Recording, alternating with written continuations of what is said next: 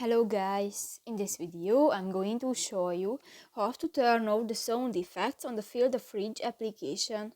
But first of all, I just want to mention, please don't forget to subscribe to our channel, because at 100,000 subscribers we are going to show you our YouTube revenue statistics and growth strategy, how to make money online. So let's jump into it. First of all, open the application on your device. This will take a 5 minutes when the application is uploading.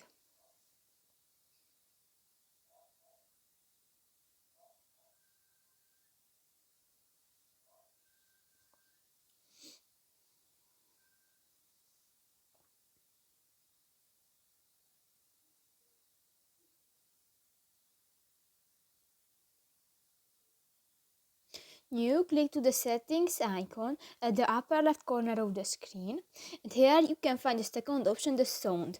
The next square icon is red, that's turn off, and if will be green, that's enabled. So that's pretty much it for this video, guys. See you in the next one. Bye bye.